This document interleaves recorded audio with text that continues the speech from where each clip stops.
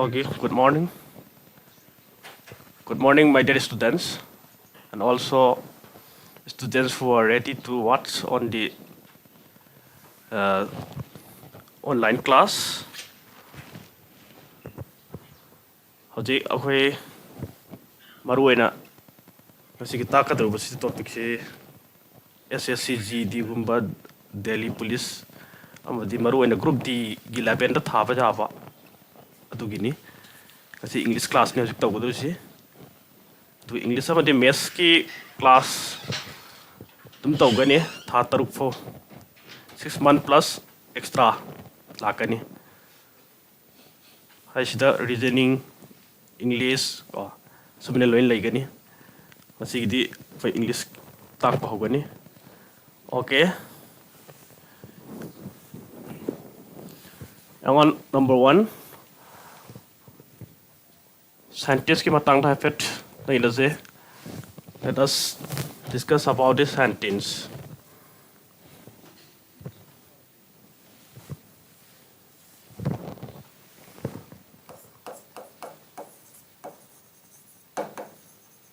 Hana khang bas zora mani sentence hai base to vai pet nahi na se ha bata sentence hai base kai no hai base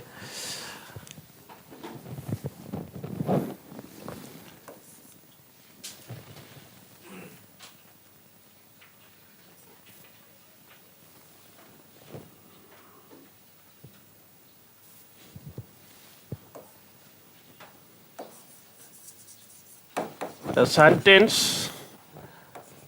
is a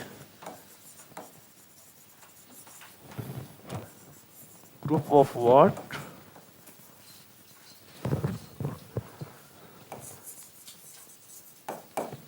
that make a complete sense.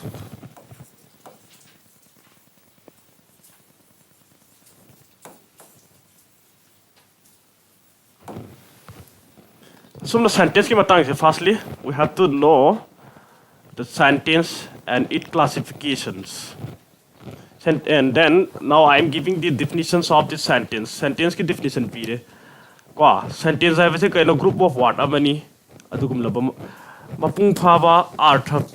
phungdo iba adugum laba wahi pareng amabo samna hairabada mapung phana artha phungdok pa wahi pareng amabo khona sentence kawi Manipuri da kwa sentence ki kind of sentence ki makhan sing maknai na se kind of sentence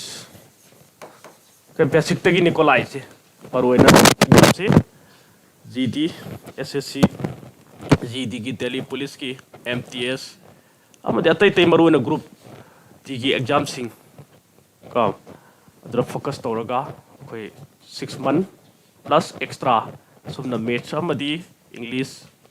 tai tai dakar oi basing du haugadru bani okay kind of sentence ta number 1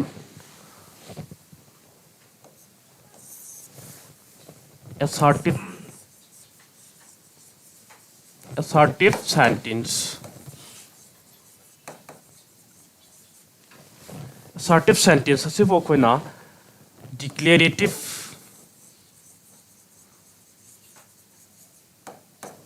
or statement hairaga sukhangne. Number 2 interrogative.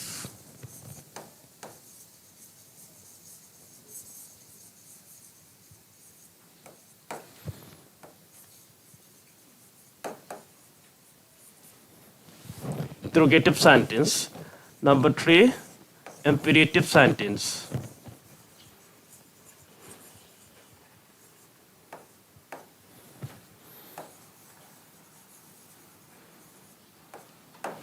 And number 4 exclamatory sentence.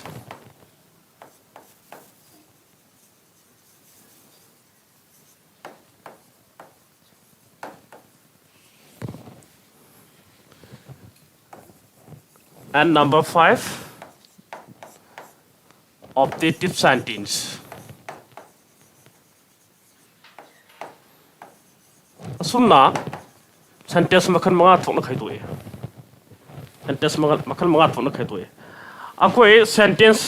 ama haibasi mapung phawa art phungdok po hi paring ama boina haire adoba taraga di masigi matang sida ai example ama sida chulamsi si matang se sai haudre ko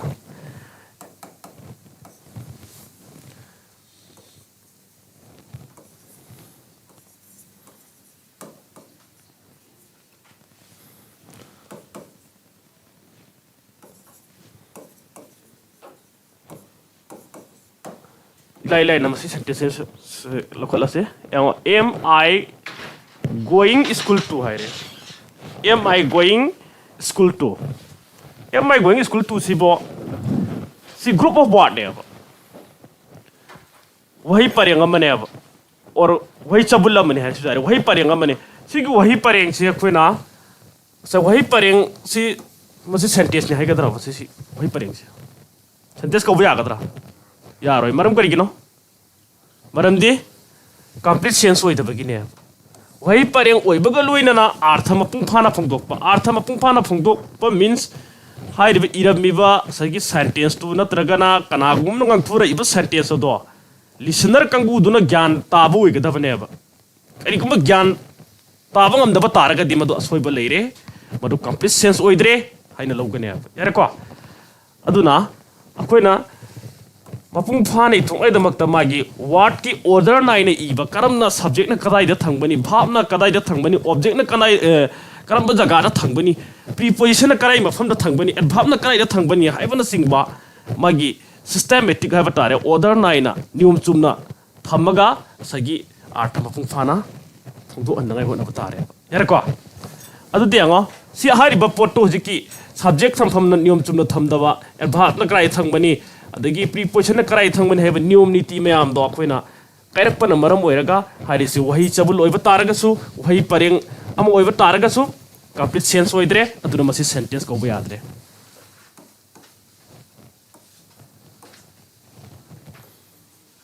I am going to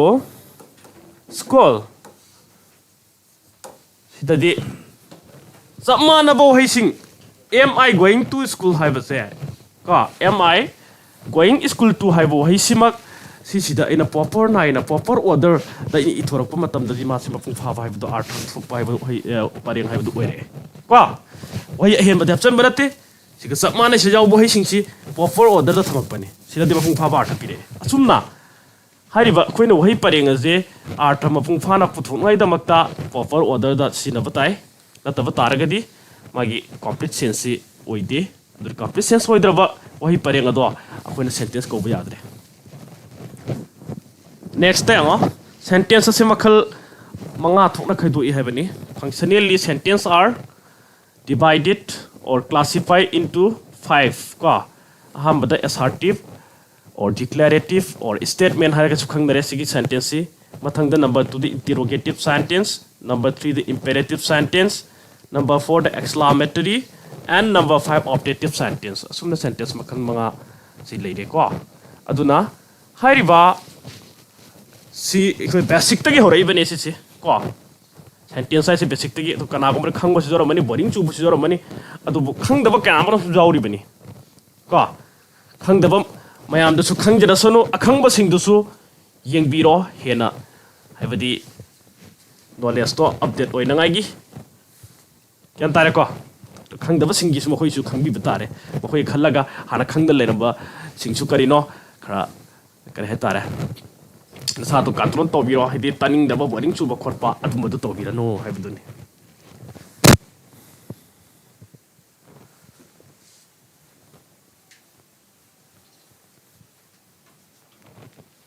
okay good morning everyone go mathangda si next to yarabra next to yarabra yan taraba sin gare sin jalo ka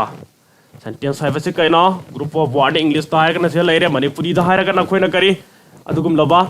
arth mapung phana leibo hi pareng amabu sentence ka wi loire samna sentence se makhal manga suna khaidure I ka khal manga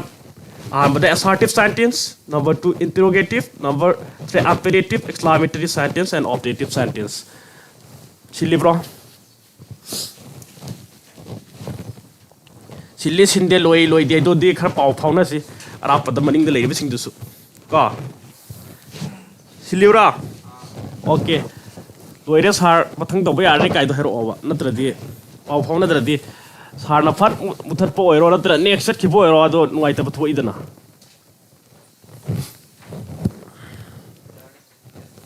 Okay. Next, akoy hojik sentence makan mga laikre. Sentence makan mga sige ahan ba assertive sentence na yaw kiba ahan ba do koy lakot lasi.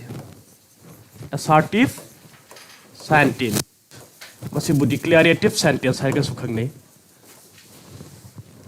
Assertive sentence. Sibo koy na declarative sentence hay ka sukhang nei.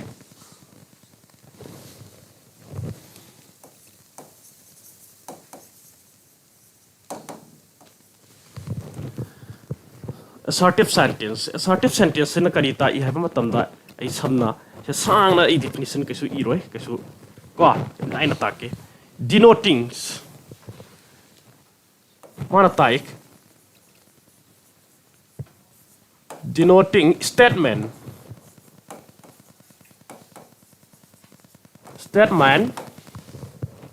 either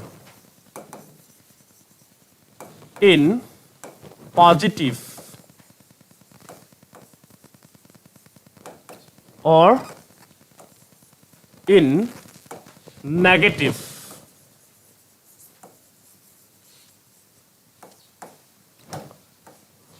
Statement do wafam. Dari ko statement hai badi wafam. Assertive sentence na tai denoting tai ko. Wafam mo phang do I or tai.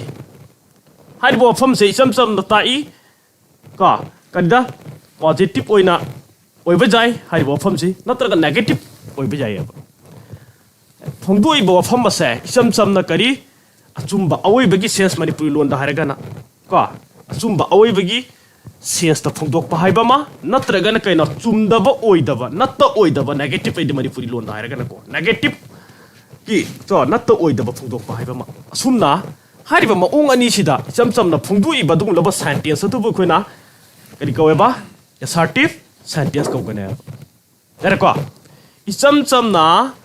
achumba aoiba natraga na chumda ba oida ba phongduk liba sentence adubu assertive sentence ko wi dere ko manipur lon da hiradra english tin ande ina jari dum english tama bane manipur gi khar khang je ba like am pe khala so jikti english grammar ai english na dum kai do mani mapung na su ko english sai bji dum english ni irda bani dum manipur gi dum action na khang bo do important loy adu di engo assertive sentence asida khoina makhala ni thukna makka nei na ba jai ko assertive sentence okay number 1 affirmative sentence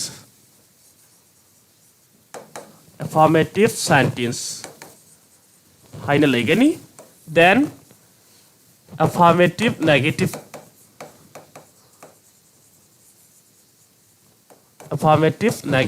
sentence samna negative ena khana khangnei asumna assertive sentence ase makhal ani thokna khaidor pa subclasses into two dere ko habdi sai positive natraga negative ta phongdok pa hai bena pan khisira assertive ki definition da adu positively phongdok pa sagi assertive ado madu bo khoine affirmative ena makka khoina kaura ne ba ide positively phongdok pa ko adu negatively phongdok pa do kari kaura affirmative negative hai samna negative ene khoina hai bado asumna haribe assertive asi samna kari chumba oi bagi sense ta positively phongdok pa hai ba ma not to oi da phongdok pa hai ba adu jumpham oiraga ma sebu makhal ani subclasses into two ani thokna makha ta na khaidor pa yare affirmative sentence hai ba ma affirmative negative sentence hai ba ma der ko adu di anga example amak nai na ji ko example I am going to school. I am going to school. Next thing, I am not going to school. So now I am giving here two sentences. Something, keep your eyes on the board. Okay, so I am going to school. I am not going to school. Ahan basi kari phungdoi positively or negatively phungdok pra. Kari ufam phungdoi. Positive ki sense ta phungdo bani na masibu kari kaurane to ja side sir hero. Assertive sentence kaure assertive sentence ki affirmative or negatively na maka mun na make sure na clear oi na khangge ha batar ka disi khangge lang da me to somebody assertive sentence le assertive disi ni kai na example nei na sakhe jai ba adu di to honing de ba hanga da di make sure na haning ye ba sing na bhai bil handing de ba natra adu di si manung si puthok tar so assertive sentence asum na to bani kai na example adu di to roi ko pai di make sure na khanga di tai ba person dom sentence an toirasu or karigumba topic an toirasu make sure na khanga sakip jaduna phaiya ba topic chama do make sure na khangbagi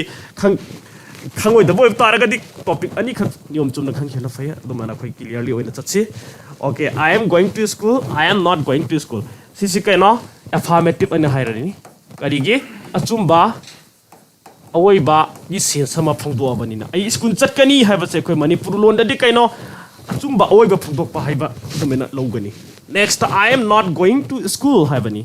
Sira not to oida ba phongdo e. Haibadi ai school chatlo ya habane. Yare ko adu di not to oida ba. Phongdo e sai na chatkani haire sin chatlo haibani. To Manipur lon da di kai no masi not to oida ba phongdok pen lawi masi bu icham cham na koine affirmative negative ko wi samna negative ena myam na koine lawna buduni si ko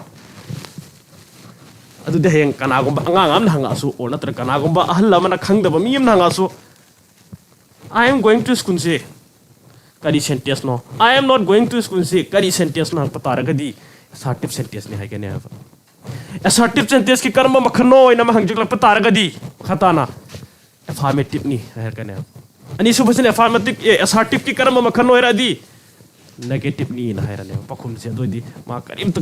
kare clear oira sakhrani makhatan question hangaro nang make sure na khumbi khra bani na yara ko sumna make sure na khangsi haiba duni. Okay, yan tari bro, last key. Attention piece for the full attention. Surely you will understand very clearly if you are giving full attention here. Ka, adana attention piece ba thamoi jang na tara ba. Swai khakta adana tab thamoi jang na ning jang na ado ta de full concentrate to ba tara ga di yan he na ta be hen gane ba. Ina jadisti ko ta de hai banate attention piece hai banate piri. Hen na thamoi jang na ta di hen gyan ta be hen gani tuna minute manga na ta ga dos sekela li to tar kani. Okay, now ego same laire adu di assertive sentence en bi masa mi ram si assertive sentence si kaina full stop si thangani maram di masi sumaru oi heng sporting ira da full stop punctuation ki matang la ko matam da full stop thamam drone assertive sentence full stop lai ga me ya thamam dre adu ba ta ja adu lan ga adu so sporting ira da madu gi part to lale kaina hai joini adu masi so ai en bi tharam ge full stop is used after at the end of the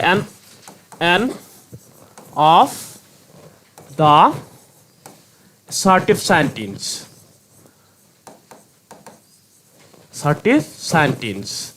Assertive sentence ki aroi bada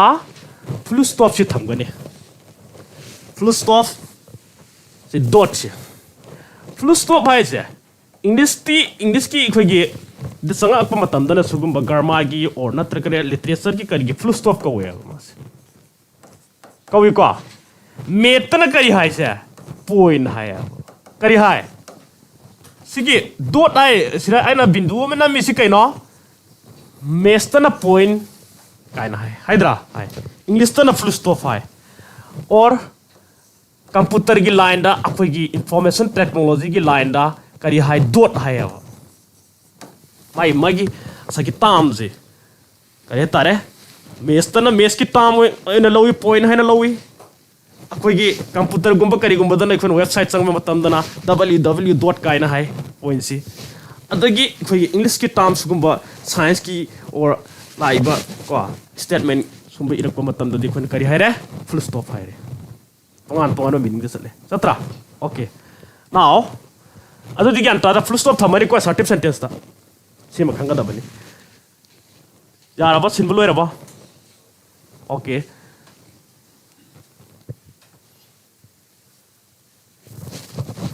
next over yare ko okay now adudi assertive sentence like next ta kaino interrogative sentence maka naidala si interrogative sentence ko sigi sentence makanis sentence loiga part of speech tense ko voice narrations dagi hariba singsi pena fadana khanga matungda sagi sentence ki sagi sentence improvement gi matang dagi sporting error gi matang dagi close tense synonyms idioms phrase ko kudimak loina nainarkani ko sida khoi hana khangdaba tangai fadaba yadraba singdo khoigi haibadi zero da lakpa satra haiba tare english si khitang masana care lawdaba satra su le maths tan hena thawai yawba science tan hena thawai yawba adu su yawri bani mokoi isu khallaga khoina haiba basic se fajana khoi edoraga khangba chapta tai ko adu ba targadi ma soidane exam to crack tawrani mai pak pai badu oigane ba to subject ti kaino science khakta ai scoring to gai or atragana kane tare reasoning khaktang wangaga maths khaktang wangaga english ta mayam le hoba su jawe english ka maths ka wangaga reasoning da maka solba sumna amma da paper amma da solaga amma da henga pasumba imbalance hoiba mayam dagi kaino sumba ji thok tana ngai hoi hariba paper khudimak sa fajana mek sengna exam si crack to ngai da makta phone batai adu dianga interrogative sentence denoting question tai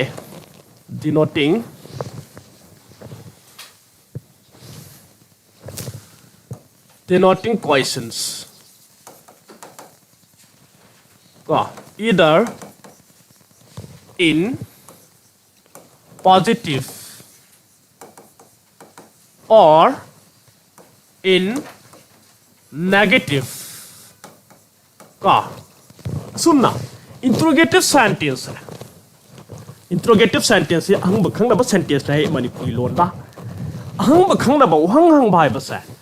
positively hang bai ba ma negatively hang bai ba ma su jai yar ko adu dia ngo interrogative si makhal ani phok na maka khaidok ba jai interrogative sentence is of two types ko makhal ani thok na khoina sorak lei ahan bada yes or no question yes or no question number 2 da WH question sumna interrogative ase sorak na makhal ani thok na khoina khadoi yes or no question sin kari no habado WH question na kari no habado khoi makawsik nei na davani ko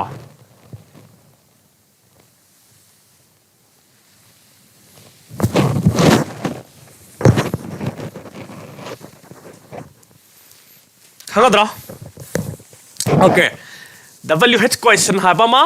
yes or no question habama jare ko interrogative sentence ase makhal ani thona khaito e ko yes or no question habama WH question habama yes or no question se koina yes or no questions se begins with helping verb sing na hogani helping verb ase kari no habado I bracket ta baka habet piram si khara is am are was were have has had ka will would can could may might ka asumna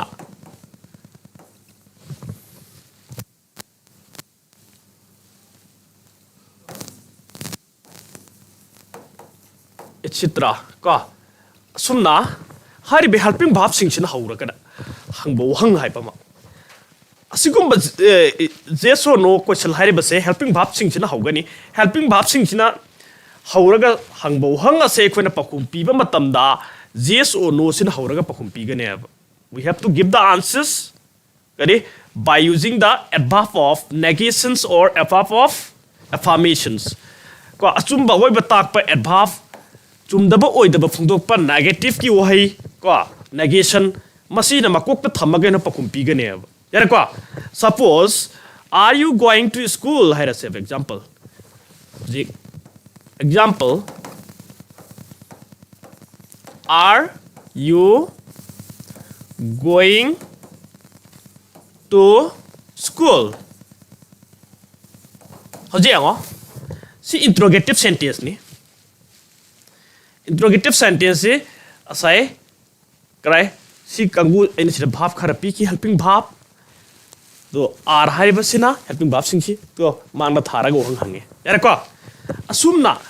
subject ki mamangda hari helping verb se lagi doini ko interrogative sentence tadi mase pakhum pi ba matamda ai hoi chatkani haire ba yes I am going to school hera ane do yes or no pakum pi gane or nangna no the pige ai chatloi hadi no I am not ana hera ane going to school lena yare ko asumna asigum laba helping verb kanguna sentence ki ahobada leiraga hangba wahang ase koina pakum pi ba matamda yes or no na haraga pi aduna makhoi ase ba koina commonly yes or no question hariga khangnai atopana close ended question or verbal question hariga su koina khangnai mase atobo myamna de kaino yes or no question hariga khangnare yare ko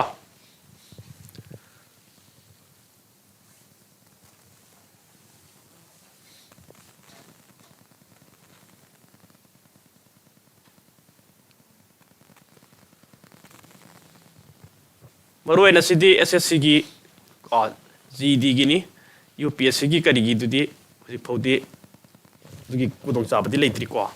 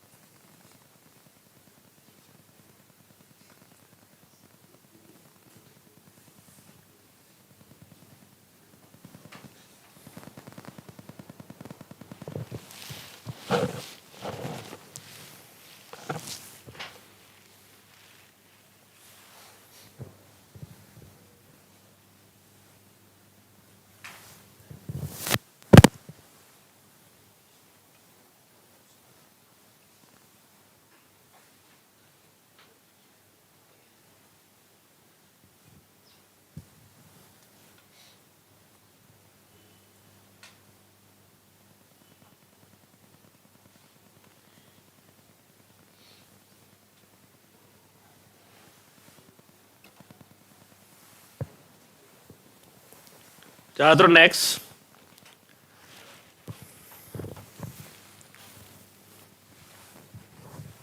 Ado dia ngo next example.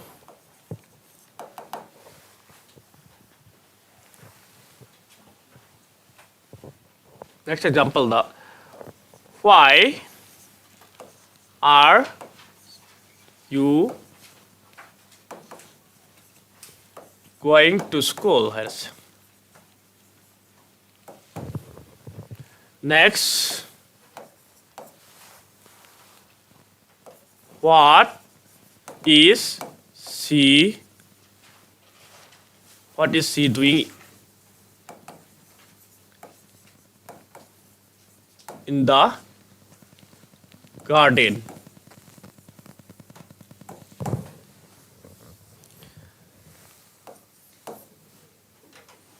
Is Rahul singing a song?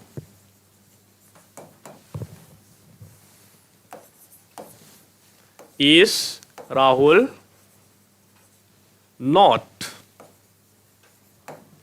singing a song? Sumna thangda what is she not? Not am option labse ko. Adu de ngo interrogative sentence pi ko tabel wise na hoba haiba ma. Amana kari helping verb na hoba pi re. Ahan bagi why are you going to school se? Si kari na wang hange positively hangdra. Sidara not option le is she not and sidara kari na hange negatively wang hange. Ka is Rahul singing a song? Si yu hang chin kari na hange positively hange. Sina kari na hange negatively. Asumna ka interrogative sentences se sahi kres torap na makhal ani leire. W has na ho bahai ba masir example A B C. Sina sagi helping verb na ho badol leire. Je sono no pokum pi ba ja pado. Do hai riba asida kai no negatively hang basibu na koi gi not jawra ga sumna hang basibu koi na negative interrogative kai so khangna re. Yara ko adagi positively not jaw da bida hang bo hang asipa na koi na samna interrogative ena so tum ko positive interrogative ena koi na lawr su jare. Yara ko positively hang bani na. Next number C su sumna sagi positively hangi ba sugum lo question la sa sibo koi na positive interrogative oina hangbo hangni na hairani mathangi sina kaino not jawra hangbani na negative interrogative kaina dumena koin haina sumna interrogative sentences torat na makhal ani lai hari makhal ani sita makka kaino negatively hangba haiba ma positively ma ongda wang to ba haiba ma sumna laigani yare ko.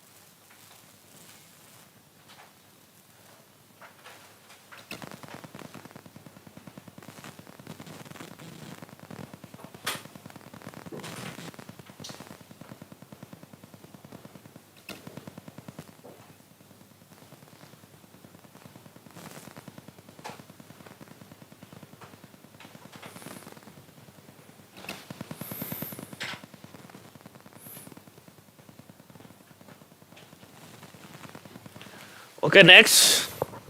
Nama mathang da NB question mark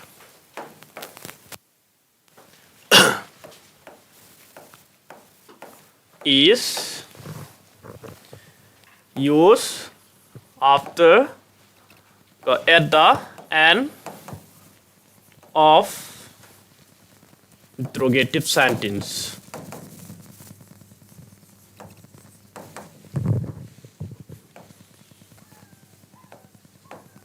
Interrogative sentence की अरोय बदा question mark थंबनी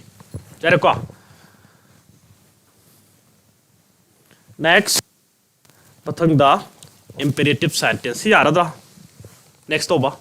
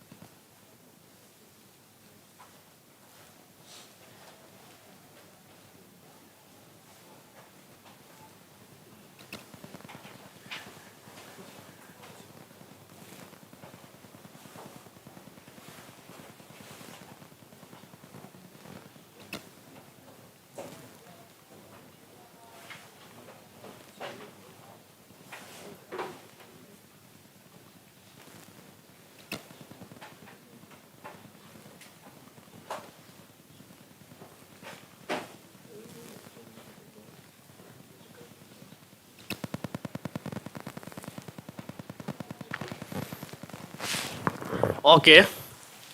Next और क्या?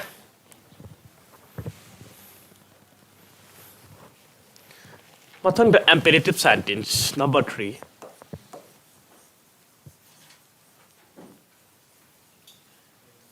Imperative sentence.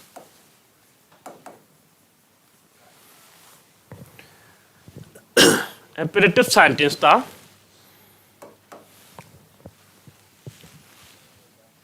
denoting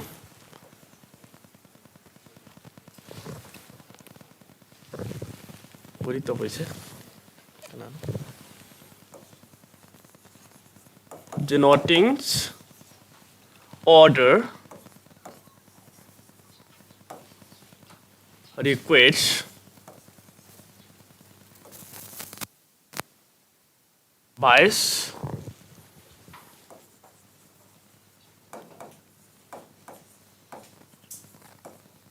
proposal,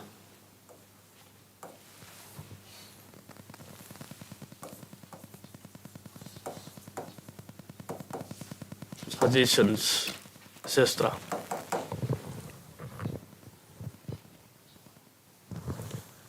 Imperative sentence हाइबसे अखोइना Manipuri da हाइजबा जाथंग पीबा थौदाबा हाइजबा जाथंग पीबा थौदाबा खंगनबा sentence atu bokoina imperative sentence kawi haiko denoting order, request, advice, proposal or suggestions ka sumna leire ko English study ko proposal suggestion haiban sujuk le kari gumba ma koina wafam ma hodokpa rugi sense ta ko adu sijina yorkani adu di imperative ki structure si hapetang ithoksi magi structure si koina past form of the verb plus mena object or complement men la pajai adu di example go dear hairasi go dear bring me a cup of tea ka sumna imperative sentence hai base kaino past form of the verb he one haure jare ko द मथंगदा object और complement है बता रे को transitive भाप ओइना ले सिनबो ओइरगना object लेरमनी Sumana हारिबा महा के सब्जेक्ट सी मरु ओइना को मेनली महा के सब्जेक्ट सी यू ओइबो खोइना सब्जेक्ट सी करी ओइबो खोइना you ओइबो subject of the imperative sentence is you in most cases ka ayamba matamda you hairisi oiyeba imperative sentence ki adubo but it should be kept understood to thamme ba khoina aibadi ibada yaude ngang ba su puthok na de adu ba ta de sidai khangye khoina the subject of the imperative sentence is you in most cases but it should be kept understood ka ai wakhan da lai da logani ha ibada abadi ngang bada di khoina puthok na de go dear haibasi kanaga manare e you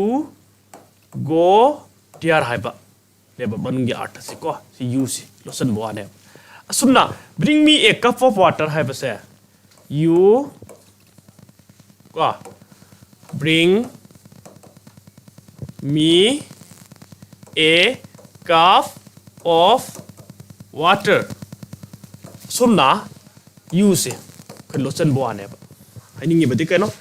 you lay na logani ko thokpada or khudi thokpada or ngang thokpada di sina dem imperative ta lay haibna ninga da ba yar ko sigan tar bro imperative ki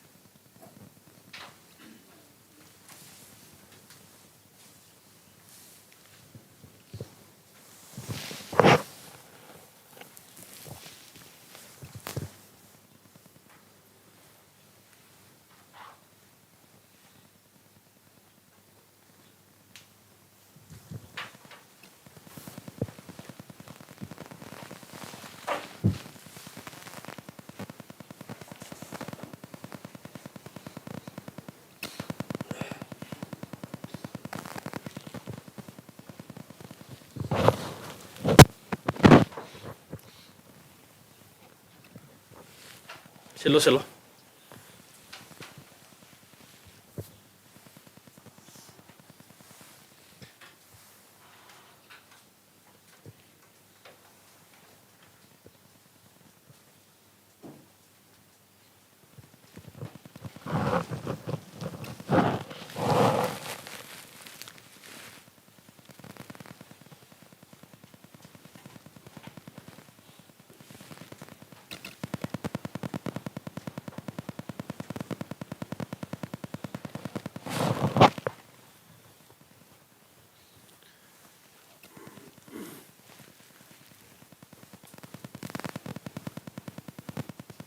adudi ango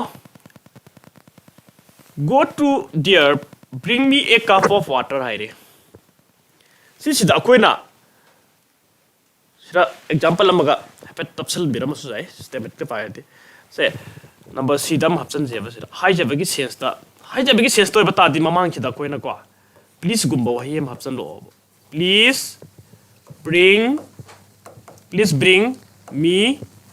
a cup of tea haire se ko te please en tapsal lo habadi hai je bagi kana gumbada ina hai je bagi ni je bagi sense ta imperative sentence ta phongdu an ge ba ta di ma ge sagi lera mi structure bi wan se mamang da please hai bo he se hapsal lo yare ko please hai boy se hapsal lagi khone se amne please go dear please bring me a cup of tea yare ko asumna please have se mangda phena thamaga b1 ni mangda sum sin su jai mamai da thama su jai sentence kya ro bi da bring me a cup of tea please ko go there please and man ga thama su jai yare ko okay next negative form of imperative negative form of imperative negative form of imperative sentence negative tam hoisi sina su jai adu di anga magi structure si sagi b1 ena sai past form of the verb se mamang da koina do not or don't si mapung ena sin nei do not or don't never kind of sin of jai mapung ena do not or don't se magi structure sira sinare plus past form of the verb sumna leire adu eba targadi go there bring me a cup of tea please bring me a cup of tea have se koina negative ki sense ta mako onthoga example se e se sig structure sida example a go there se kai hera ne dude don't go there I get do not go there don't china khar kansin na phungdui era ko adu de anga do not khar kansin na phungdoi ga don't gum se ko contracted form da irak patara ga short form da irak patara ga di sagi negative have tare helping verb plus not kangu se koina short form da irak matam da art se kansin na sale era ko adu de anga do not go there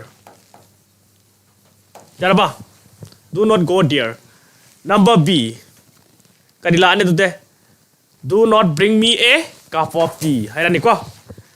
sumna number c gi se number b gi kari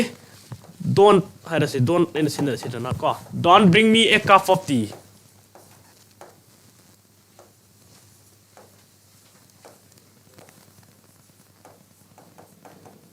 sumna leire ko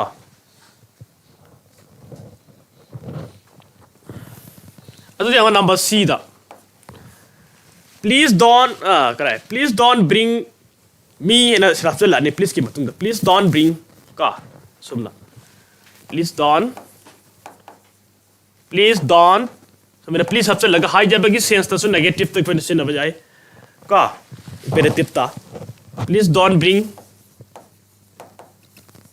me a cup of tea ka na ko sumna leire haira dra negative sem ka anda kyan dari basi ba last ki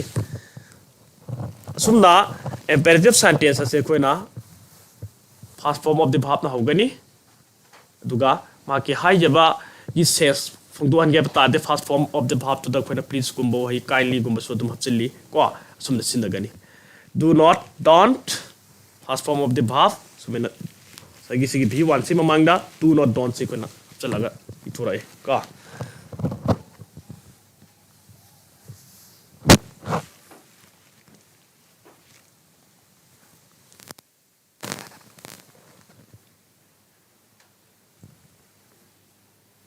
Yadra, celebra, chilo.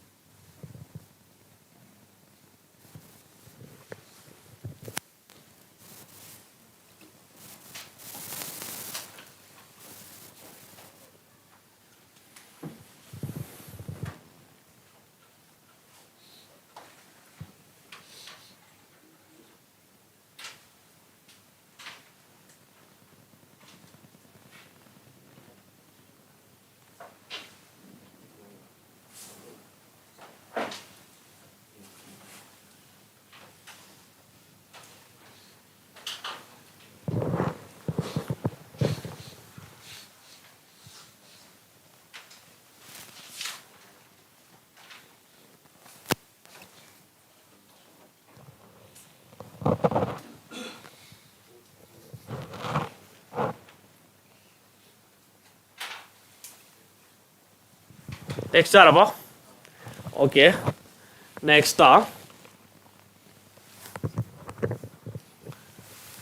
imperative sentence ka NB full stop.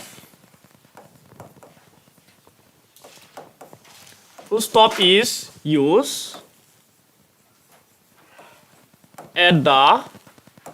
end of the imperative sentence. Imperative sentence ki aroi bada su full stop thambani ko imperative sentence ki aroi bada su full stop thambani adu di yang help me here se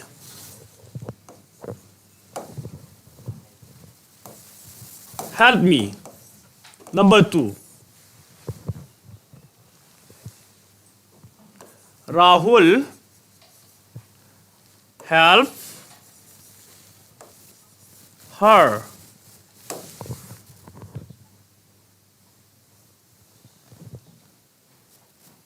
Adudi ang sisida sentence ani leire. Sige sentence sida so sige aroi bada sisu full stop lai. Sida so full stop lay bra lay ani si ahan bagi sentence si kari sentence no de ani makti full stop lay ahan bagi kari imperative sentence ne thank you am sum pa compare next kisi kari no kari sentence no assertive ne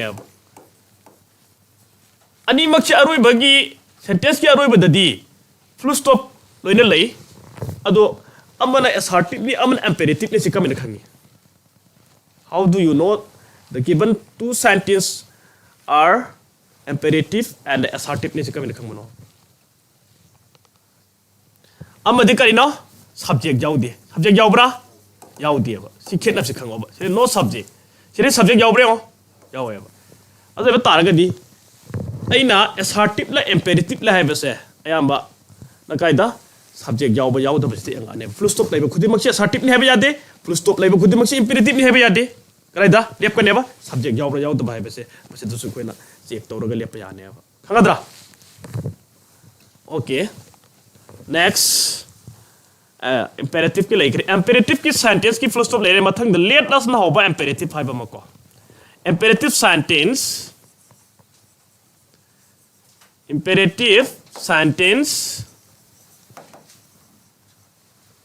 beginning with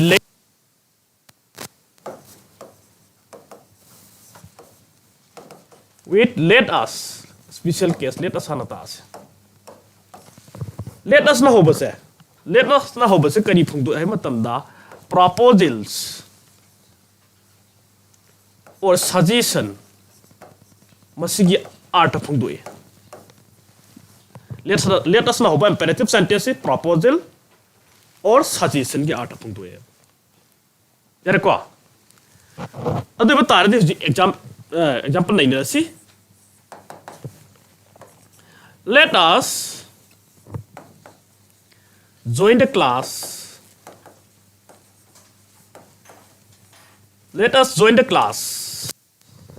yare ko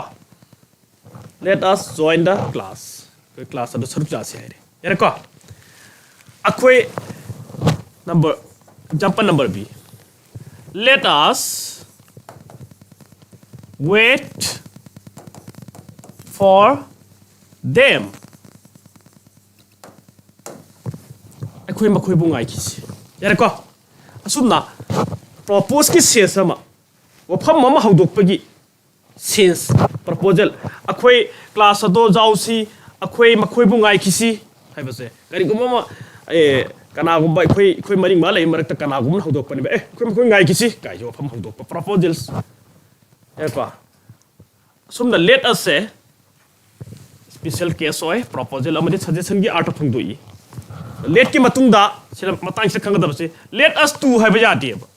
let us to wait haiba jati sporting error da su khangjal lo base tang ki ko let ki matungdi iba se koina plain imperative te igane ba haibadi tu jaw da ba imperative haiba ma tu jaw ba imperative haiba ani thoe ba yare ko tu yaw da ba infinitive ta let ki matung de igane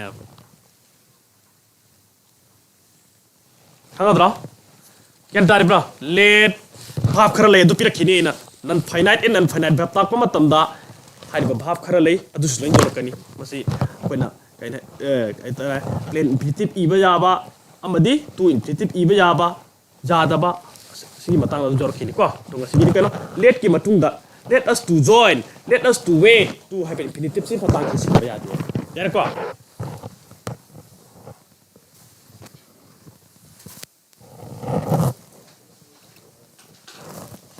Tatrabo. The next imperative sentence ki proposal or suggestion let us not let us swim in the pool kind of wait kind of next so we are about similar okay next let me let atopa let ka masulady let me gumbana hoba or let her or let them ka etc makoina hoba se maruina personal request ki sense ma phungdoi personal request expressing personal request let me let her let them personal request phungdoi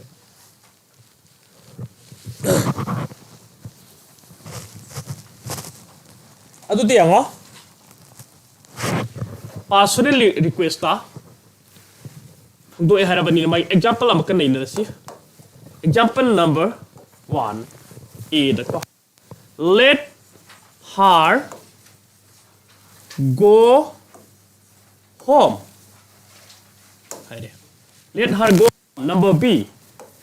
let me play the ball summa leire sentence ni adu diama ahan bada let her go home ma ko sahan biyo hai sare ko let me play the ball aibo ball ado aibo sahan biyo hai re hai je bagi request ki sense ma piye pi dabra personal request ki sense ma piye asumna let us na haubadana proposal or suggestion aduga let us na haudaba kangu sina personal request ki sense aba matam da phungdo I habaduni na jeri se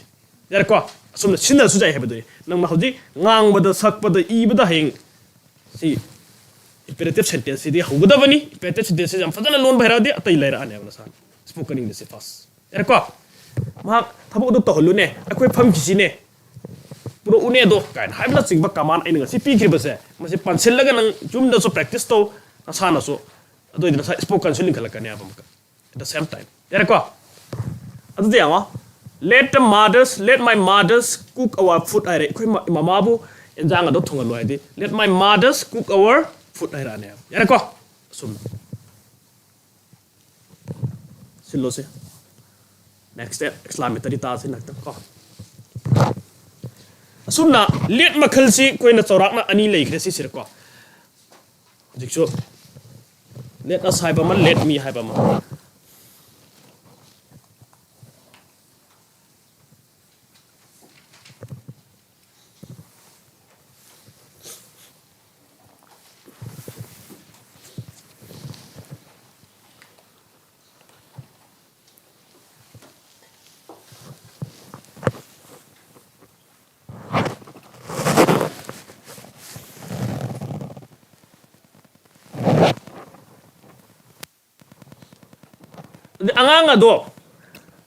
angang ado ka ado da phamal lo hai de kamen hai ne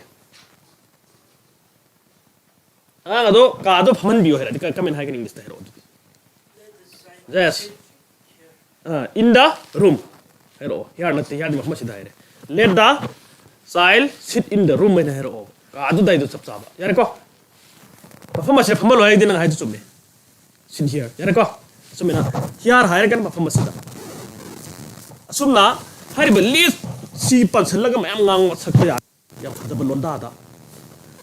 next is mathang da kaino karma sentence no koi laka toisa imperative loire exclamatory ra ꯑꯗꯨꯗꯤ ꯌꯦꯡꯉꯣ number 4 exclamatory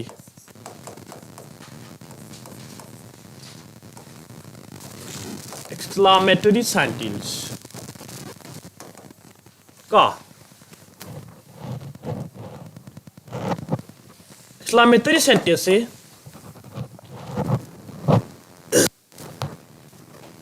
ꯀꯩꯅꯣ ꯍꯥꯏꯕꯗ denoting sudden exclamation sudden feeling denoting sudden feeling with an emotion either in sorrow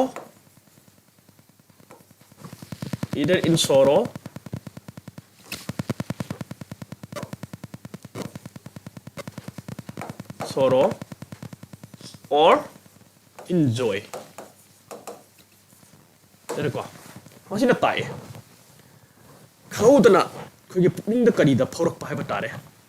emotion ꯑꯃꯒ ꯂꯣꯏꯅꯅ ꯀꯣ ꯑꯩꯅ ꯀꯔꯤꯒꯨꯝꯕ ꯑꯃ ꯑꯩꯒꯤ ꯃꯤꯃꯥꯡꯗ ꯈꯨꯗꯛꯇ ꯑꯋꯥꯕ ꯅꯨꯡꯉꯥꯏꯇꯕ ꯑꯣꯏꯕ ꯌꯥꯏ ꯅꯠꯇ꯭ꯔꯒꯅ ꯈꯪꯍꯧꯗꯅ ꯑꯩꯉꯣꯟꯗ ꯍꯔꯥꯎꯕ ꯅ꯭ꯌꯨꯁ ꯑꯃ ꯑꯩꯉꯣꯟꯗ ꯇꯥꯕ ꯃꯇꯝꯗ ꯑꯣꯔ ꯈꯪꯍꯧꯗꯅ ꯑꯩꯅ ꯃꯦꯠꯆ ꯑꯃ ꯁꯥꯟꯅꯕ ꯑꯩꯒꯤ ꯇꯤꯝ ꯑꯩꯅ ꯁꯞꯄꯣꯔꯠ ꯇꯧꯔꯤꯕ ꯇꯤꯝ ꯑꯣꯔ ꯑꯩꯒꯤ ꯇꯤꯝꯗꯨꯅ ꯍꯥꯏꯕꯗꯤ ꯕꯣꯟꯀꯥꯁꯦ ꯒꯣꯜꯒ ꯆꯪꯈꯠꯂꯛꯄ ꯁꯣꯀꯥꯒ ꯃꯇꯪ ꯃꯨꯟꯁꯤꯜꯂꯛꯄ ꯀꯥꯟꯗ ꯈꯪꯍꯧꯗꯅ ꯑꯩꯒꯤ ꯍꯔꯥꯎꯕ ꯅꯨꯡꯉꯥꯏꯕ ꯂꯥꯛꯄꯗꯣ ꯊꯃꯣꯏꯗ ꯐꯣꯡꯗꯣꯛꯄꯗꯣ ꯑꯗꯨꯒꯤ ꯑꯩꯈꯣꯏꯅ ꯀꯔꯤ ꯀꯧꯋꯦ ꯃꯗꯨꯒꯤ ꯍꯔꯥꯎꯕ ꯑꯣꯏꯕ ꯌꯥꯏ ꯅꯨꯡꯉꯥꯏꯕ ꯑꯣꯏꯕ ꯌꯥꯏ ꯀꯣ ꯁꯤꯗ ꯍꯥꯏ ꯁꯣꯔꯣ ꯍꯥꯏꯕꯗꯤ ꯅꯨꯡꯉꯥꯏꯇꯕ ꯇꯨꯀꯠꯆꯕ ꯃꯌꯥꯝ ꯁꯦꯄꯟ ꯁꯣꯔꯣꯁꯤꯗ ꯑꯩ ꯌꯥꯎꯈ꯭ꯔꯦꯀꯣ ꯑꯗꯩ ꯖꯣꯏ ꯍꯥꯏꯕꯁꯤꯅ ꯍꯔꯥꯎꯕ ꯅꯨꯡꯉꯥꯏꯕ ꯑꯣꯏꯕ ꯌꯥꯏ ꯃꯗꯨꯒꯤ ꯐꯣꯡꯗꯣꯛꯄ ꯁꯦꯟꯇꯦꯟꯁ ꯑꯗꯨꯕꯨ ꯑꯩꯈꯣꯏꯅ ꯀꯔꯤ ꯀꯧꯋꯦꯕ exclamatory sentence ꯀꯧꯋꯦꯕ ꯈꯪꯍꯧꯗꯅ ꯌꯥꯔꯦꯀꯣ ꯑꯩꯅ ꯋꯥꯈꯜꯅ ꯁꯥꯒꯠꯄ ꯅꯠꯇꯕ ꯁꯤꯒꯤ ꯁꯦꯟꯁꯁꯦ ꯈꯪꯍꯧꯗꯅ ꯑꯩꯒꯤ ꯃꯤꯃꯥꯡꯗ ꯑꯩꯅ ꯀꯣ ꯃꯥꯏꯟꯁꯤꯗ ꯍꯥꯟꯅ ꯃꯥꯡꯖꯧꯅꯅ ꯑꯗꯨ ꯊꯣꯛꯂꯒꯅꯤ ꯀꯥꯏꯅ ꯂꯩꯕꯗꯨ ꯅꯠꯇꯕ ꯈꯪꯍꯧꯗꯅ ꯃꯤꯠꯃꯥꯡꯁꯤꯗ ꯉꯛꯄ ꯍꯥꯏꯕꯗꯤ ꯀꯩꯅꯣ ꯅꯨꯡꯉꯥꯏꯕ ꯑꯣꯏꯕ ꯌꯥꯏ ꯍꯔꯥꯎꯕ ꯑꯣꯏꯕ ꯌꯥꯏ ꯑꯩꯒꯤ ꯊꯃꯣꯏꯗ ꯈꯪꯍꯧꯗꯅ ꯐꯥꯎꯔꯛꯄ ꯀꯥꯟꯗ ꯑꯩꯅ ꯐꯣꯡꯗꯣꯛꯏꯕꯗꯨꯕꯨ ꯑꯩꯈꯣꯏꯅ exclamatory sentence ꯀꯧꯔꯦ ꯀꯣ ꯑꯗꯨ exclamatory sentence ꯁꯤ example ꯃꯔꯨꯑꯣꯏꯅ ꯑꯩꯈꯣꯏꯅ what ꯑꯃꯗꯤꯀꯣ how ꯃꯈꯣꯏꯁꯤꯅ ꯍꯧꯔꯒ ꯁꯦꯝꯕ ꯑꯃ ꯀꯣ ꯑꯗꯨꯗꯤ ꯌꯦꯡꯉꯣ ꯁꯤꯅ ꯍꯧꯔꯒ ꯁꯦꯝꯕ ꯀꯥꯡꯕꯨ ꯑꯗꯨꯗꯤ ꯌꯦꯡꯉꯣ number 1 ꯑꯗꯒꯤ ꯑꯃꯅ interjection word ꯍꯧꯔꯒ ꯁꯦꯝꯕ ꯑꯁꯨꯝꯅ ꯑꯩꯈꯣꯏ ꯆꯥꯎꯔꯥꯛꯅ ꯑꯅꯤ ꯊꯣꯛꯅ ꯑꯩꯈꯣꯏꯅ ꯅꯩꯅꯕ ꯌꯥꯏ what or how ꯅ ꯃꯥꯡ ꯊꯥꯔꯒ ꯁꯦꯝꯕ interjection ꯍꯥꯞꯆꯤꯜꯂꯒ ꯁꯦꯝꯕ ꯑꯁꯨꯝꯅ ꯀꯣ exclamatory sentence ꯑꯁꯦ ꯑꯁꯨꯝꯅ ꯑꯅꯤ ꯊꯣꯛꯅ ꯑꯩꯈꯣꯏꯅ ꯅꯩꯅꯕ ꯌꯥꯏ ꯑꯗꯨꯗꯤ ꯌꯦꯡꯉꯣ ꯑꯩꯈꯣꯏ what ꯅ ꯍꯧꯕꯁꯤ how ꯅ ꯍꯧꯕꯁꯤ example ꯍꯥꯟꯅ ꯄꯤꯔꯁꯤ ꯀꯣ ꯇꯣ ꯃꯔꯨꯑꯣꯏꯅ what ꯅ ꯍꯧꯕꯁꯤ ꯌꯦꯡꯉꯁꯤ what a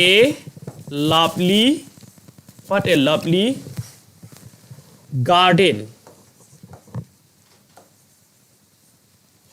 garden it is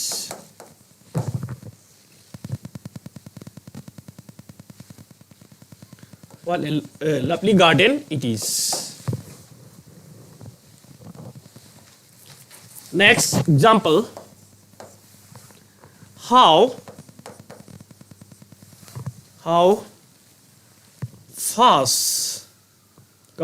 or natragani how charming the girl is somna next number C what is she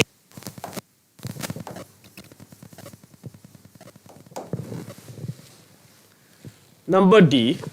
example makan matin piche do naina se how nice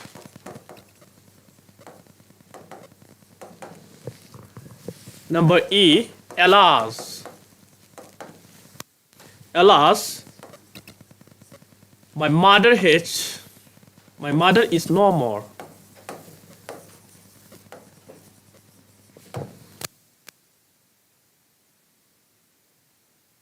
we have won the match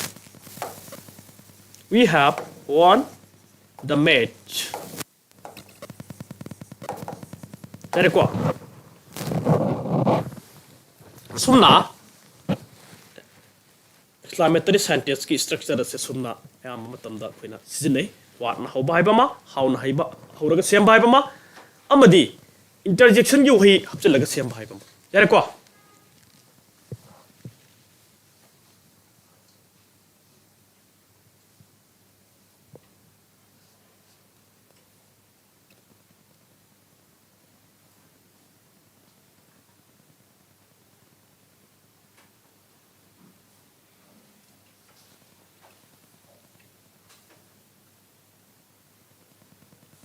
CGL की course तुम लाइगनी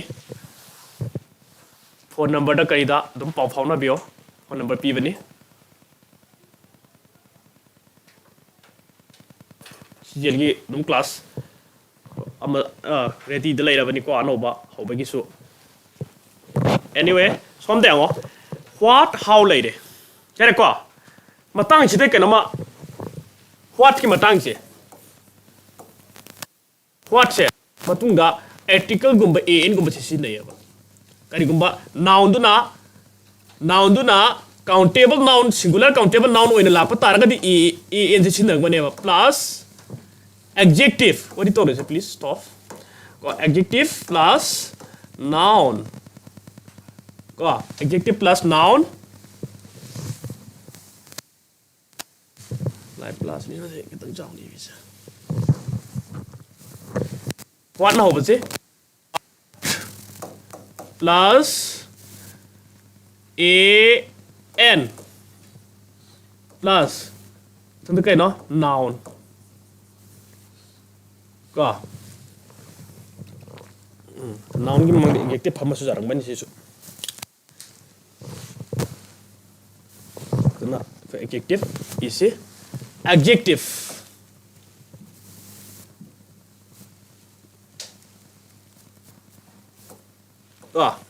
adjective दुगा से bracket था बम कहीं का हाथ तो सुझे ते दो खंजल इस सुम के दो रोकने को सुनना भाव इस स्ट्रक्चर से क्या डारी ब्रा अदुदी आंगो एग्जांपल लाइन से सिगी स्ट्रक्चर से माना ब्रेंग what a लेब्रेंगो lovely adjective यार को साना ब्रेंग छे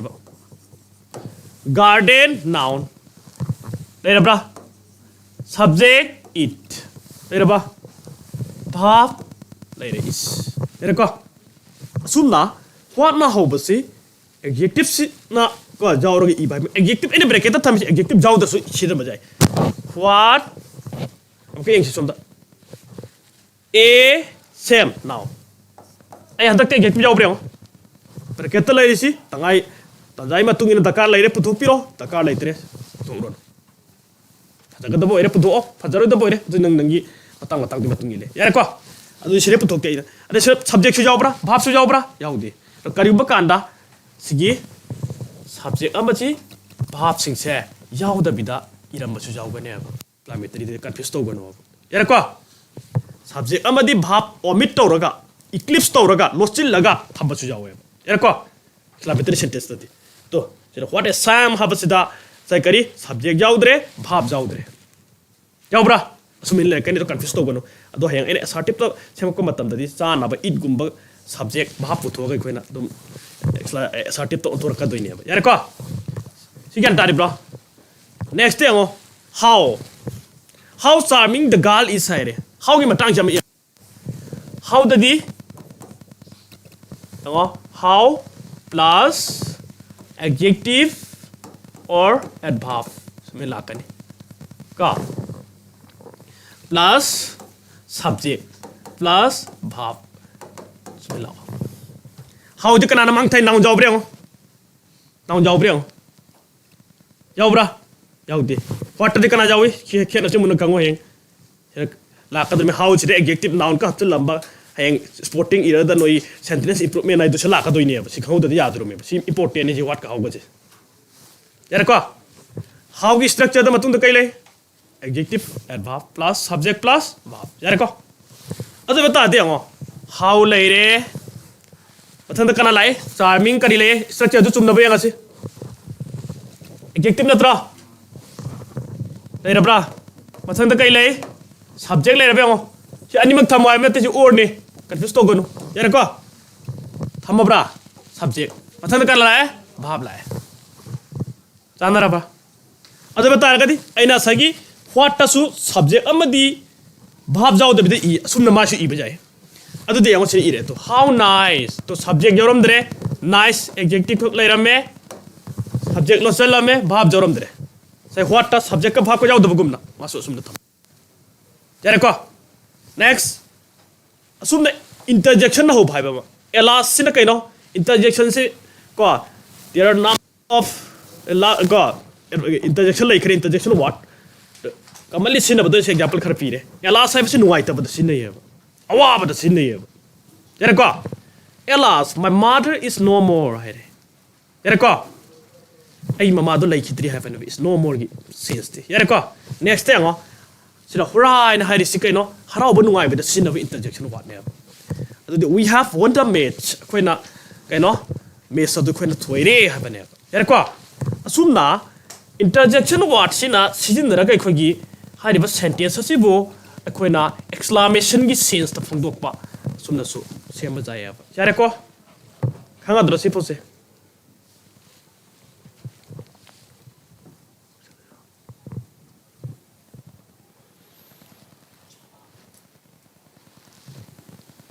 okay tang naina thank you all of you today my class is finished here ko ngasi gi dei matang khil loi ra ne gi class duna online de ing bi sin now sing so dum ko habati khoi gi athu bada cgl gi su kari gi so anoba hodab leire tagi gd gi ssc gi habati gd delhi police mts atai atai phudima तो थादिंग ब कंगु सिंग अदुरा थागे निंग ब कंगु सिंग दो हारिबा अनौना हरकद्रे बिसिदा का थुबद join तो बिरगा हारिबा काना बसिलो बिरगा माइ पाक को इबिउ हाइबदुनी दो कांटेक्ट नंबर सो कोई लेयबनी अदुरा दम पाव फाउना बिरो अदुनी okay let me stop here for today thank you all comment say no any course of English for SSC GL लाइगनी दो इसकी CGL की कोर्स स्पेशल इंग्लिश के लाइगनी जामना नुंगाई thank you next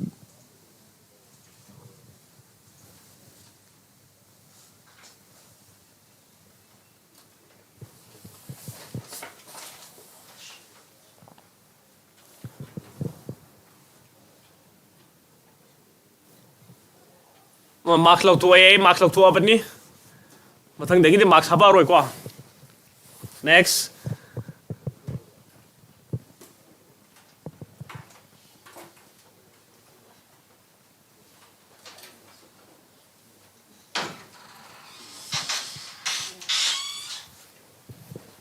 UPSC की दी नते class C को GD group SSC की MTS GD की Delhi police की अदुगिनी UPSC की दी नते तो CGL गुंबा की दी क्लास हौगदरो बनी मधु contact तोबियो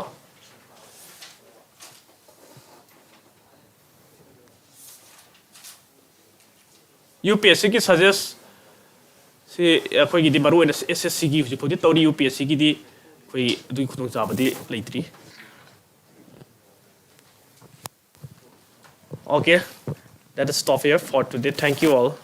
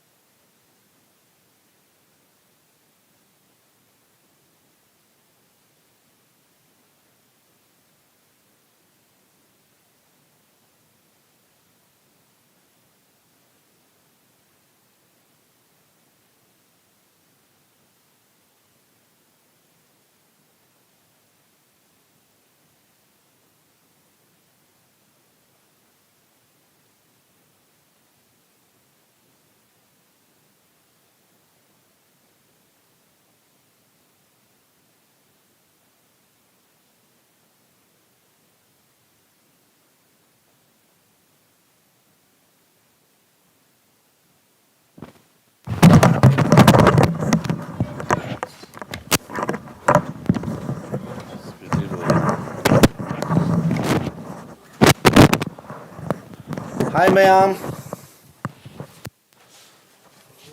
Ada kathi lebring ada amal ler piro. Petri lor.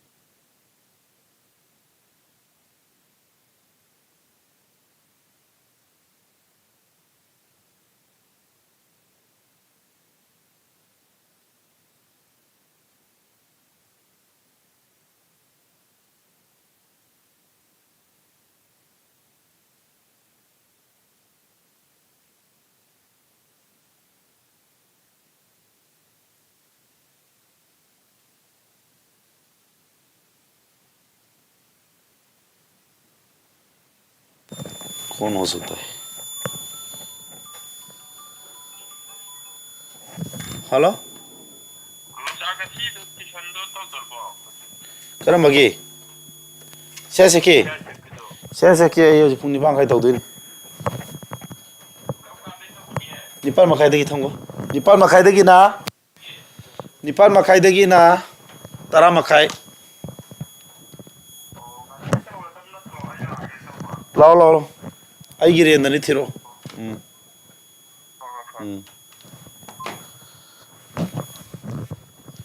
इंग्रो में हिता थारोरा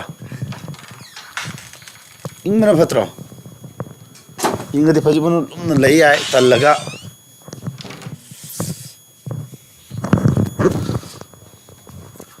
हाय मैम होजी अखोगी होजी तौरिबा कोर्स से कोई फाउंडेशन बेस निको विजन फाउंडेशन बेस है कोई जी vision foundation base C base है कोई ना लेवल 19 थोले को करो असोन बसिंग बेस होइदुनी मरोना खर सोनबा थबक जो मसा मसा थाने एसएससी जीडी गुमा थागे यारे हजि अथे अथे लाइबा थबक मसा मसा एक्टिव सर्विस की को डिफेंस की एग्जाम मसा मसा मैम लाइदना अदु सिंग थाबे यानी अग्निवी यानी को अग्निवी न सिंग यानी से असम राइफल अदु न सिंग एग्जाम मैम लाख यानी हजि दिल्ली पुलिस लाख तोरे को मो यानी को सिन सिंग मो मैम यादुनी रेलवे की ग्रुप डी न सिंग एग्जाम आराय मैम यादुनी को थबक मैम अमा सिन को खरा लाइरप तोबा नोइनदी याम कन्ना लुबा लेवल गिदी खुदी खोदम गम जरोय खनबा सात्र सिंग नसी यादुनी लेवल 2 आजिना कितन काखलगा 10+2 MTS exam food corporation of India the railway की सो अदुम लेरी को असिस्टेंट स्टेशन मास्टर सिंग अदुम की लेवल की सो अदुम कोर्स लेगने को खरा लेवल को खलगा लेवल 3 दना मग जेल गुम्बा सीपीओ गुम्बा ऑफिसर लेवल को बैंक धारगना पीओ गुम्बा बैंक की तोंगान तौनी पुंदे अखोइदी बैंक की तोंगान तौ बैंक फाउंडेशन बेसना लेबको यादा राजा नोइ दौजी तौदुरिबा टारगेट से कइनो सिदा खरा सोनबा सात्र सिंगी को फाउंडेशन बेस होइदिने अदुना अंक ताजु तपना ज्ञान ताना लेबेन अराइब ताने बा मैम को अदुगा अखोइगी से पब्लिक लाइफ ओइ रोइ को मैम आइना हाना हायोगे पब्लिक ती बिरिबो मैम सौबी यादे पब्लिक लाइफ ओइ रोइ पब्लिक लाइफ से ओनली 2 or 3 days की निको मैम अखोइना डेमो पिथोबि टाइप त मरमदि कइनो मतम अखोइनासु मैम दाइना हाइजनिंग से होय काना वीडियो मैम अमदि मैम की मथिंग पांगबोइनोदि तौरकनेबको अदो अखोइना टाइप खुदिम फ्री अवेलेबल होइतारगदी विदाउट एनी पेमेंट कोचिंग अखोइदा कनाम तो कोचिंग लापिरो ए फ्री याव याबने अखोइ कोचिंग चलो कि दौदुइनो हायरने अदु थारदी ओजावरिबा अखोइगी जीविका हिंगनबो लेरोइदना नत्रा अद अखोइसु ओजाजना सिंफम मुजरिबनिना अदुगी दिखितंग मैंने को मैम हाइजे 100% फ्री ओइरोइबको अदो ऑनलाइन यावनिंग छात्र सिंगना लाइव क्लास दा लाइव प्लस रिकॉर्डेड ओइदा लाइव प्लस रिकॉर्डेड अखोइ मोबाइल ऐप सिनरगा को सिदा यावनिंग छात्र दुम यानी पैसा मोइना मु होंगी को अदगी ऑफलाइन डायरेक्ट यावरगना पैसा मैम लौनरिबा सांग को ऑफलाइन क्लास यावगे हारसु यानी अनि थोना लेइबको अदुगा अखोइना पब्लिक लाइफ से ओनली मतम खर खतगी सुम mayamda suma course ama tawri habado akoina ko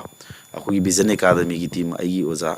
aina mathematics lere english ki sajai lere sara mesna musike talakani ko akoi team leijai khangaba adu sing sum so to boina mayamda sum khara tawbai wanai ko ado hoi mayang yu su kana ba si gi full course na tabada to pa mes ki adum ai no ero adi ozam no adu budi pirakani ko adu ga suman 100% na koina loi free tok taragadi akoi gi su kaino matamda sina simpham moijari banina natra noi online noi paisa khara pi la khuduna natro ina hoji ozani ega tak ngami je oza tei tak ngami je natra ne oza jo khoi ju hingna bela ma noi de heng tolo hoji pi aba da hoji 50000 mathak ngata ne lainari je noi de tolop sagi duni oza oi ba khoi noi de noi ne pirak payment khara duna hingo duni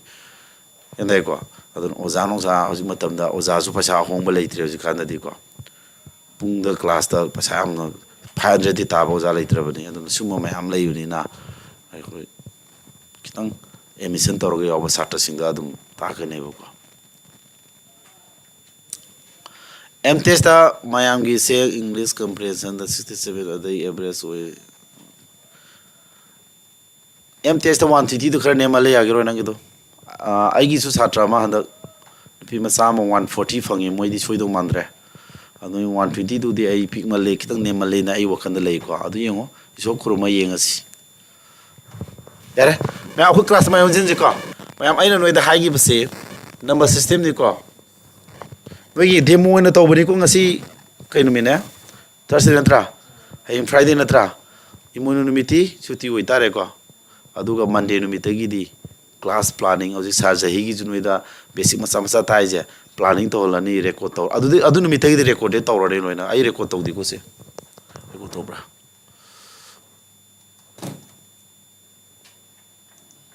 record tawdi ko se live khak tagi wani record yaurani badadi live su erani record su erani record lahori sina ai mobile app stage da class 1 mes ki english ki tamai thagat piraga noina ko ne engja bagi hai chus adu facility pirakani adu mayam se akun to delhi songi level de tawrabani ko anoina su khambi tare adu delhi songi level tawi habe wani coaching fee delhi ki type lawroi ba khoi Manipur da ji kya da sali 6 months se kya da sali khoi Manipur 18000 sali ko 18000 sali bane ji proactive oigira ibm oigira ko doctorato oigira for fellow oigira ko coaching maming chapalaisin si ko da khoi jod mai tawni adu akhoi gi namu ke dawe amuk tang da pito ba satra singi da mukta ko na february ma tawbi ni mo gi 16000 da dum logone bu ngarang so ama salam sa kibne lakte ma mandi da lakani tabirane ba ai da amuk tang da pito pi bagi khoi ju ai management da khoi ju khra wa ai di ta sinai ren da leira coaching tawjaba mi ne bu ko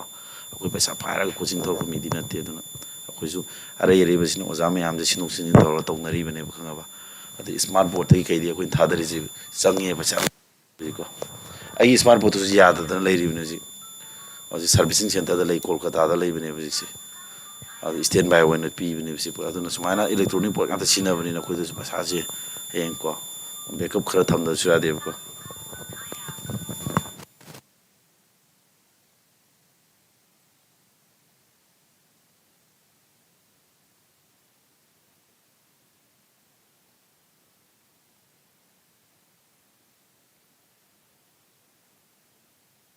Pastor, memang harus juga kelas ya, yengo. Harus aina number system ngarang di recap tong siko. Memang ngasih di kantin sem di ko. Mandi numitai na haji kantin sem ka dusi. Video record log ada ba PPT thu to rani ko. Adu ngarang ta ke bdo hojiki iri khara ta azib mathematics ki basic khara khangji habdo. Yenko recap sida ma'am number system दे ताकने हरे number system जे अकोने कई ने हागरे number सिंगी ओइबा system मदा अकोइ नै ने दुइनी number सिंगी मतांग नै ने दुइनी number सिंग जे करान सेमि हाइ ngara नंबर सिंग जे दि सिंग सेम ने हाइ दि सिंग kana kana buno 0 1 2 3 4 5 6 7 8 amasung 9 punna makoi kya ne ba tara makoi tara duna number sing sabda sinai ko number system NSS number system ane ko number sing se kana se me 1 2 3 mana si number ngang tani ko higher number sing se kana se me digit sing na se me digit ai kana kana no moi tara ne 0 ne 1 ne 2 ne 3 ne 4 ne 5 ne 6 ne 7 ne 8 ne 9 ne ma ko ji kai ko ba digit ko ko 10 ji digit amara 10 ji digit na te ko ma din number amane 10 hai ba se kai ne ba 10 10 digit ani pulle ba kana na 1 hai ba 0 है बाउंगा अनि जी पुल्ला के same अदुगुमाबा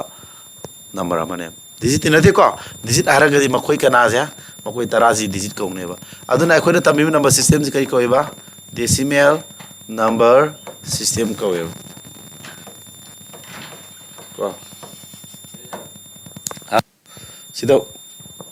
मी पोल तोर पियाउने बसिदि आतम फामले मी एनो बोला तो नंग पुनि पाजा तुरा शारो यदुदी आइनो नि सारांगे सरसरो से कोइ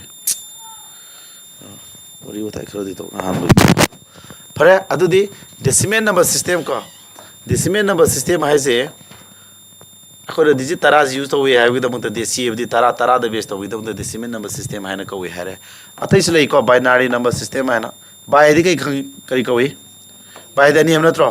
binary number systems द दि मयम बाय है बदि अनि है बदि ना digit अनि को यूज तो वे कना कना ओइदो माले खंब्रा 0 अमसुंग 1 को 0 अमसुंग 1 अदुगा binary number system na digit ani kak sisinari irakadui ni any number is 47 gi ibase si 47 have se kaino khogi decimal number system da di 4 have digit siga 7 have se ani pulagi iri na tro binary number system da di 47 kamai ini and si question andam hangbi ayo yana raisa adu di yeng si ko adu matai matek tuma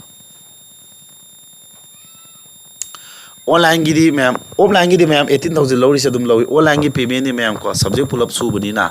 maths english reasoning tha taru plus ni adu video recorded sahi mu pir ka duni na akoina all kano gi se online yaw bakam bu gi di 6000 gi sang di uhening mani adu bu handai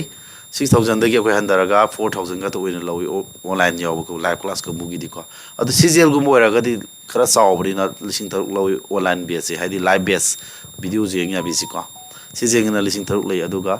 GD gum sum khar pik pasida mari ga talai siase farming in hoji haude siase farming class hoji satra lak pa hore pungni pan makai em dagi na tara makai em hoji na siase farming ngasi ai hoji ms ki siase farming se ms ki 25 questions previous year question nai nagani ngasi ko demo ina siase ki di tongan tawi punde ba siase farming mi kun thram hena khoi to godori satra contact tore lak pusung hoji puni pam khadi jong dara ni ko live so idu ni ha la ba amta hang no hero ji kana mani salaga do ai phaisa pir asi coaching mom no thin biru tare amta hang karo da nang karo da chatra ba oh ya मैं आपसे यार भाई class कर तौरगे को नहीं थेंगनी सुमाय तौर होजी आइना तौदि point से सुमायना decimal number system हाइबम लेरे को decimal number system दा अखोइना आइना 47 ई गादी 47 ई दुना त्रा binary दा कमाई गी दगे से 2017 दा हंगी बको SSC एग्जाम दा होजी कान दि कन्ना हंगन ब चैप्टर दि टॉपिक ति ओइद्रे बट अदु खंगदि खंजिल जी को decimal number system हाइबम ग लई अमना करी नेबा लई बदा binary number system मैं binary number system से दिखे दोए बा digit कराना यूज तो बम धारो 0 and 1 only हे में खंजिलु को binary number system द सिना बा digit अनि तो कना कना नो 0 गा 1 गा हाइबा अनि सि कसिने सिम कौरनु को अदुगा decimal number system द दिखना कना सिने 0 1 2 3 होरगा 9 बो पुन्ना क्या सुई तारा सिने हाइबा सिम कौरनु को अदुदी decimal number system द 47 हाइने ई बसे binary द 4 सिना बया दे 7 सिना बया दे only 0 कना सिना दुबा अदु 0 1 सिना कमाना को 47 ई दुनो हाइ 47 मन खंनि गंगनि नत्रा ई सि कमा ई दुनो मेंग सि को इबि मोंजना सि ऑन तो ऑन जिन ताके को ngasi अदु टॉपिक मते तुम CISF की से मैं हम रेट हम तारम के को आई ngasi वीडियो दु थागल कनी YouTube ता दुगा CISF की दु वीडियो दु थागल नोय दे एडवर्टाइजमेंट तोगे तो बनेबा मैं हम नोय सुख येंगो नोय CISF की दु वैकेंसी जु ममांग जो आई आंगांग प्रेम को बम जु खलेबो को माजे इदम सि फायदे नि नोय की CISF की एग्जाम सि मकनी को सि का समाना एग्जाम दुगी को मा खन गी अदो 2023 की अदुदा हंगी बो क्वेश्चन की प्रीवियस ईयर क्वेश्चन सेट अमाई नै नने बो को अदो CISF की से ऑफलाइन होरगा दि नोय थानी कोर्स होय ऑफलाइन होरगा ना ऑफलाइन होरगा नोय दि लुपा लिसिंग मंगा खक लौनी को अदुगा लाइव क्लास होरगा लिसिंग अनि चंगा खक लौनी अनि चंगा होनी को CISF की दि होंगने दि याम कुइना तौदो कोचिंग नतमिना को थानी की कोर्स नि एग्जाम 30 बाव की दो लुपा लिसिंग मंगा सिनो ऑफलाइन की ꯌꯨꯝꯗꯒꯤ ꯌꯥꯎꯖꯒꯦ ꯂꯥꯏꯚ ꯀ꯭ꯂꯥꯁ ꯌꯥꯎꯒꯦ ꯍꯥꯏꯔꯒꯅ 2,200 ꯑꯗꯨꯃꯥꯏꯅ ꯑꯣꯏꯅꯦꯕꯀꯣ ꯁꯨꯃꯥꯏꯅ ꯌꯦꯡꯉꯣ ꯃꯌꯥꯝ ꯁꯤꯒꯤꯁꯤ ꯅꯣꯏ ꯄꯣꯏꯟꯗ ꯂꯥꯛꯀꯦꯀꯣ ꯃꯣꯏ ꯀꯣꯏꯁꯟ ꯈꯔ ꯍꯪꯕꯁꯤ ꯈꯔ ꯍꯥꯏ ꯄꯕ꯭ꯂꯤꯛ ꯊꯥꯔꯝꯃꯤ ꯈꯔ ꯍꯪꯉꯦꯕꯀꯣ ꯑꯗꯨ ꯑꯅꯤꯁꯨ ꯑꯣꯟꯊꯣꯛꯁꯤ ꯇꯝꯃꯁꯦꯕ ꯑꯃ ꯇꯥꯒ ꯅꯣꯏ ꯑꯇꯩ ꯉꯝꯕ꯭ꯔꯦ ꯍꯧꯖꯤꯛꯀꯣ ꯕꯥꯏꯅꯥꯔꯤ ꯅꯝꯕꯔ ꯁꯤꯁꯇꯦꯝꯗ ꯑꯣꯟꯒꯦ ꯍꯥꯏꯇꯥꯔꯒꯗꯤ ꯑꯇꯣꯞꯄꯁꯨ ꯅꯝꯕꯔ ꯁꯤꯁꯇꯦꯝꯗꯤ ꯂꯩ ꯇꯅꯔꯤ ꯀꯥꯏꯅ ꯂꯩꯔꯤꯀꯣ ꯑꯗꯨꯗꯤ ꯚꯦꯂꯨꯑꯦꯕꯜ ꯑꯣꯏꯗ꯭ꯔꯦ ꯍꯥꯏꯗꯤ ꯃꯃꯤꯡꯗꯤ ꯌꯥꯝꯅ ꯌꯨꯁ ꯇꯧꯕ ꯄꯣꯠ ꯅꯠꯇꯦꯕ ꯕꯥꯏꯅꯥꯔꯤ ꯅꯝꯕꯔ ꯁꯤꯁꯇꯦꯝꯗꯤ ꯑꯩꯈꯣꯏꯅ ꯀꯝꯄ꯭ꯌꯨꯇꯔꯒꯨꯝꯕꯗ ꯑꯗꯨꯝ ꯁꯤꯖꯤꯟꯅꯩꯀꯣ ꯁꯤꯗꯤ ꯗꯦꯁꯤꯃꯦꯜ ꯅꯝꯕꯔ ꯁꯤꯁꯇꯦꯝꯁꯤꯅ ꯑꯩꯈꯣꯏꯅ ꯃꯦꯊꯃꯦꯇꯤꯛꯁ ꯁꯤꯖꯤꯟꯅꯔꯤꯁꯤꯅꯦꯕ ꯑꯗꯨꯗꯤ ꯑꯩꯈꯣꯏꯁꯦ 47ꯁꯦ ꯑꯩꯈꯣꯏꯅ ꯑꯣꯟꯊꯣꯛꯀꯦ ꯍꯥꯏꯇꯥꯔꯒꯗꯤ ꯀꯩꯗꯧ ꯇꯥꯔꯦ ꯑꯍꯥꯟꯕꯗ ꯇꯧꯗꯣꯏ ꯅꯤꯌꯣꯝꯁꯦ ꯑꯇꯩ ꯀꯩꯝ ꯅꯠꯇꯦꯀꯣ ꯃꯨꯟꯅ ꯃꯨꯟꯅ ꯌꯦꯡꯉꯗꯤ ꯑꯃ ꯇꯥꯛꯄꯒ ꯂꯣꯏ ꯍꯩꯅꯤ ꯈꯜꯂꯦꯀꯣ ꯑꯍꯥꯟꯕꯗ 2ꯅ ꯌꯦꯟꯊꯣꯛꯀꯗꯕ ꯀꯅꯥ ꯌꯦꯡꯒꯗꯕ ꯑꯍꯥꯟꯕ ꯅꯠꯇꯦ 2ꯅ ꯃꯇꯝ ꯆꯨꯞꯄꯗ ꯌꯦꯟꯒꯗꯕ ꯄꯤꯔꯝꯃꯤꯕ ꯅꯝꯕꯔ ꯗꯦꯁꯤꯃꯦꯜꯗ ꯄꯤꯔꯝꯃꯤꯁꯤ 47 ꯅꯠꯇ꯭ꯔꯣ ꯕꯥꯏꯅꯥꯔꯤꯗ ꯑꯣꯟꯊꯣꯛꯀꯦ ꯍꯥꯏꯇꯥꯔꯗꯤ ꯀꯅꯥ ꯌꯦꯟꯒꯅꯤꯕ 2ꯅ ꯌꯦꯟꯊꯣꯛꯑꯒ ꯑꯩꯈꯣꯏꯅ ꯇꯧꯗꯣꯏꯁꯦ ꯑꯇꯩ ꯀꯩꯝ ꯅꯠꯇꯦꯀꯣ ꯑꯊꯨꯡꯕꯒ ꯑꯔꯦꯝꯕꯒ ꯊꯝꯗꯣꯏꯅꯤꯀꯣ kya thung yengo sidana athung ma thamo sidana are ma thamo remainder thamo bako 2 na 47 yela de kya thungi yentho 2 ne yentho kya thungi 2 2 za 4 7 nam yela di 2 3 za 6 23 thungbra kya leme jigada wale me nan haitraga sumai tawi ai ko haitabagi mong da take ko aiba satra na boring surumni lai khutak se ai khara han thak yam handana tai ni kai no haitaba satra sem gya be mong da sejel ngum da sumai takte ko ani ni mari sabendana ani hum taruk natra wan walendra are madu si thambiba athung baga are maga thambiba step se gyan tariba mayam next amuk tobiro tu na 23 yenje yam haibe khalu gi ko numit ngasi ga hayenga soi sidi demo class ni adudagi fazana full swing na noigi tapna su takani tha taruk plus extra months haibirina taruk to loidi ya de habi khutak to ta oiba hai te ya de habi khutak ta kani tha taruk to helakera tha ma ani hen chonda bodo koi kai ta doi paisa logdo leiti hai rasa khoba madangi jidi korokte thara thara ya lairabani adu bagda noise knowledge fazana lingaga marks sama matak phangam na lero marak sida Delhi police kausila kira ate ate thaw kausila kira recruitment lakpa chalo adu ko no taklong phaujila su yai ko agni bizu april da dum thane ba yabra adu mong de lek ta ke ba adu ko wazagi di english ka sajahi gi english ka ai ga dum sangi ni ko chegona ma ni chadu gi sarame saina ji ki tak pa maming che poza ma so ji akhui gi leise ma jom joksila ka du ni ko english ki ji oza mi samusu yauri mane reasoning gi di mem anu ta ka ne ba recipe ko akhui tim ja dum phajana kantora bane yara bane thare yaba next yentho 23 tu yentho di kya 11 thunga ba 22 tara mani ko ado amalembra tak thambi ba amuk su toro 11 jam yentho tu ni tu yentho di 25 za 10 kya leme 1 leme मतलब 2 5 di la di 2 2 za 4 kya leme 1 leme 2 jen jar beo yari me yen gidu ni ko thung ba 2 jen la 2 na 2 yela di 2 1 za 2 0 lembra yes adu ta di silwere ko process ya hauji apuna taw gi dam kaning sing ji 47 de 2 ne la 23 thunge wale me 23 jam 2 nam handane yan bat 11 thunge wale me 11 ji 2 ne la di 5 thunge wale me 5 ji 2 ne la di 2 thunge wale me 2 ji 2 masang ni yan be ai 1 thunge 0 le me yare ko adu di hauji finish oire kamaina answer jina kari hoini ha matam da last ki thung badu su wa natro last ki thung badagi ikhalakada ba answer ji kadai di ikhalakada ba last ki athung mo wan de hori ikhalakada ba haibadi 47 je decimal de ibado akoina binary di ge heradi sidi khalong ko sumna tinje kapisi last ki karai de gi ba last ki athung de horga remainder su mathang manaw nai gi 1 0 1 1 1 1 haina sima irane yaba sina binary number system the 47 suma I ai ko adu di convert 47 to binary number system hai si answer si tar ne herani ko option de si orom dini ko to 2017 da yam hangi ba sik type se ko yengo si haiber gyan da reng se ingi ko mya lum lao ji kan di haba ama pigi noi ngam reng dini ko silu pigi ngam ba yengo next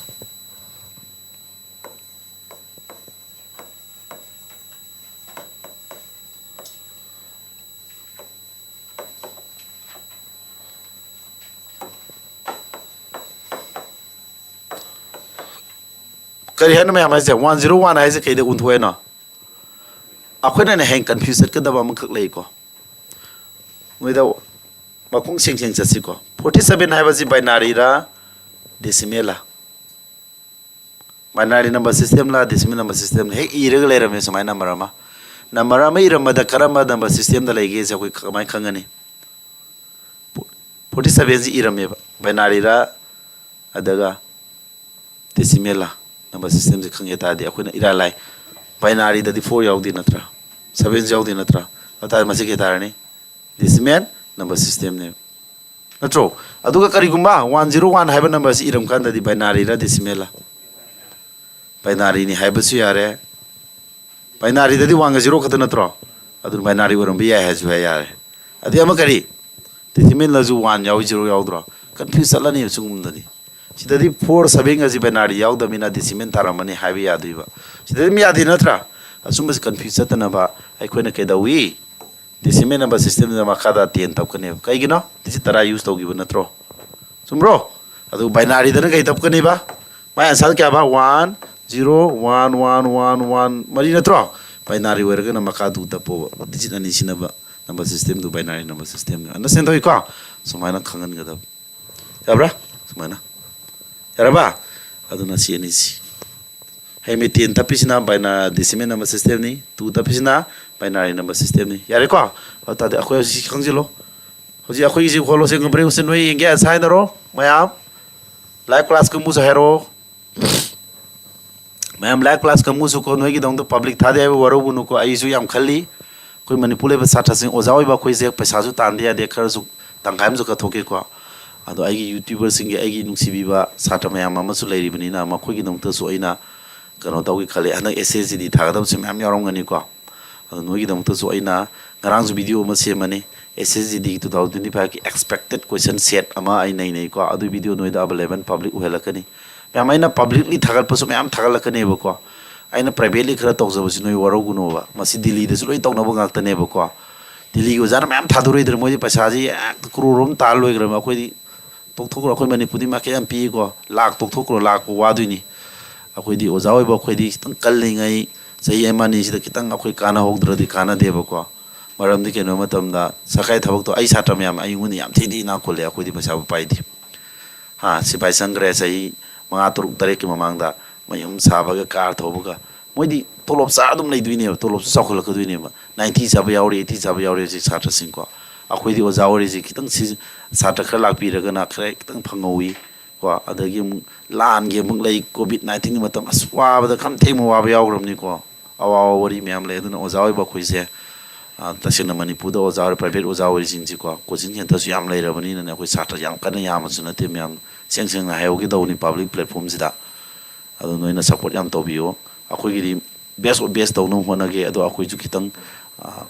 अखोइना YouTube दा video थागपदा असमि संग मि खायना अदो दा सम लानो उबिदना मने ना हाना हाइजौरि केनो मतमदा अखोइगिदि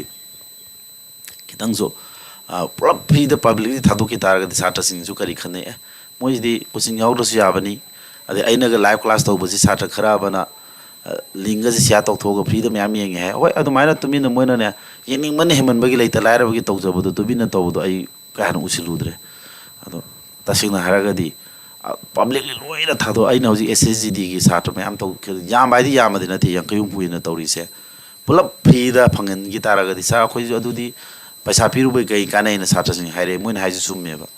तारगदी अखोइना सिदा ओजा फबा मैम थादरगा ताइसे मोइ पैसा दु पिंगमद्रदि कमाइना मोसु ताव यारो अदुना अदुना ओजा ओइबा अखोइजे खितंग जो अर्निंग गिसु जगा अमा थमदबा यादे मैम नसु अदु खंबियु को अदुना आइना हाइजरिसि मैम सपोर्ट तौबियु अदु मैम गिसु काना काना बा वीडियो आइना हाइजे हजि किदुमाइना एसएसजीडी को एरो सीजीएल को एरो काना काना बा मैम अमा सो फंगन के अदु 100% दा कोन फ्री दु पिथोकपुदुदि पिरके मतमना को अंदक सही अमा गुम्बा सिदैसे अखोइ खितंग सो अर्निंग तौगी अदुगा अदुम पिरके हजिति वासु याम वारेबको लान मतम मोइबगी सात्र सिंग पैसा अदुम तंखाइ पिबि सोटपि यामसु तौये बजिकानसे सेंग सेंग हारबने अदगे मु ओजा मसा होइजे बवाने लेबाकी इरांगनिना सेंखाइगा तुमखाइगा अदुम मतें खरा तौबिउ लाखबसु पिदबसु ngамदे को सिबाव खंबिदना चाउ चाउ हाइजिलकु यावरिबनि को मथा याम साबा मोंदगा हाइजिलकु यावे अदुना खोइजु चाइना मयाम फंगेबा यमु मयाम से यारबो नमबो 101 के दुतारेबा सुमाय तौदुइ नत्रो तू ने थोदि क्या थोंया 51 25 0 12 1 6 0 natra 6 tong to si 2 ne 3 1 2 ne thodi kya thongya 1 thongya 1 le me ko side hol tu natra ibisa ansai 1 si makara ta tare isa 1 1 1 0 1 0 1 tabra 1 0 1 je decimal sita dabra hinjimra dabra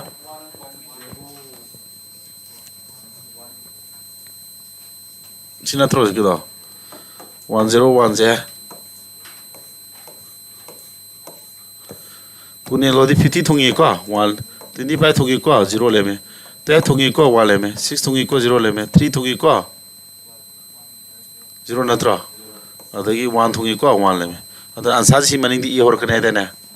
adu kya tara 1 ani 0 ani 1 ani hinjil ai soire ko kya ba 1 ani 0 ani 1 0 1 si tumra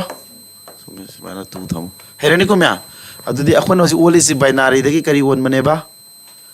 sorry decimal de kari won mane ba binary de gam decimal olo ha bas dum lakane ba ko adugi mu torum si haide heradi si jaga se ma hichilam je ko railway की तौगे में हम तौगे यार वो मैं क्या अंतर भी हूँ रेलवे की तौग दुनी को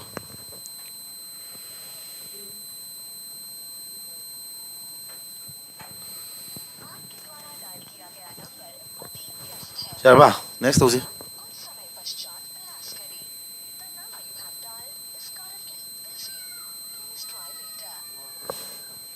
यार बा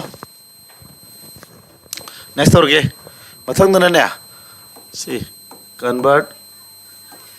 hoji ki to kya ba 1 ani 0 ani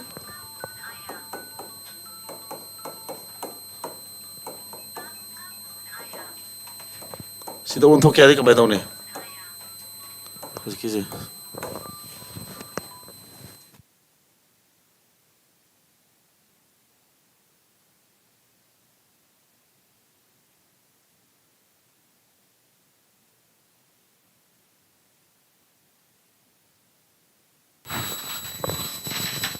Makaram bagi dunia,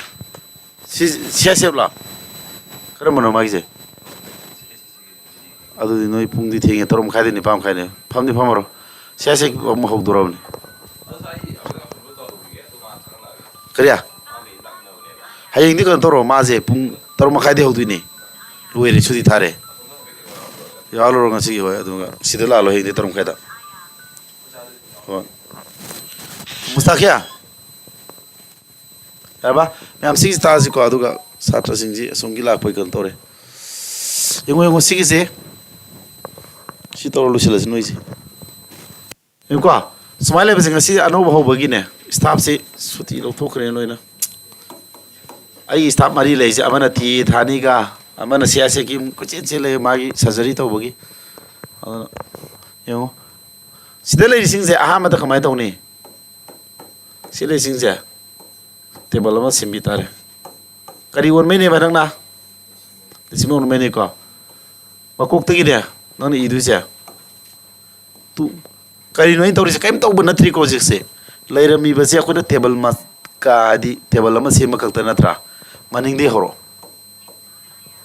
Kamai hau ba. 2 power kya na? 0 di horo. 2 power 1, 2 square, 2 cube, 2 power 4, 2 power 5, 2 power 6. Aduh mah pam puli naga tu. Puli no. Halo? Link thal torom ni ngak teng leru mi terang mereka teragi.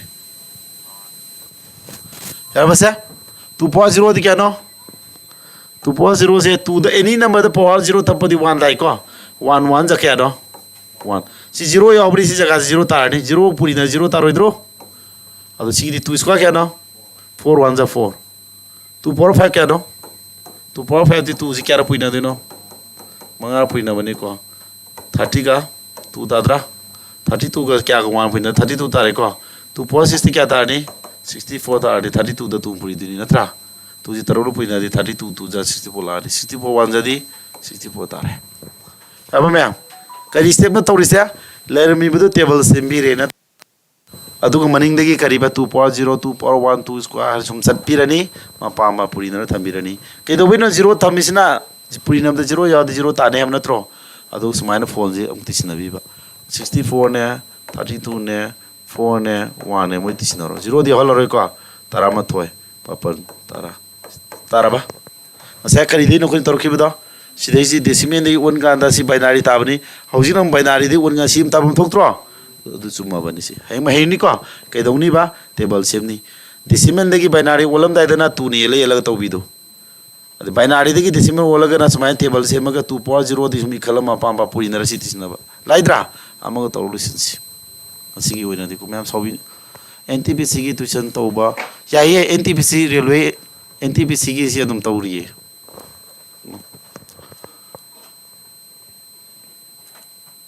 चिमनन ननक video का YouTube video ma'am थागत ma'am थागत फंग्रे video तरा कुन थागत pending लेर तौर तौर सिमो फजन नियम सुमना हेवरो दुदि यारे सिमा लिक दो मांदि को लाइव नि को कन्वर्जन जे हैरोइद्रो हैनी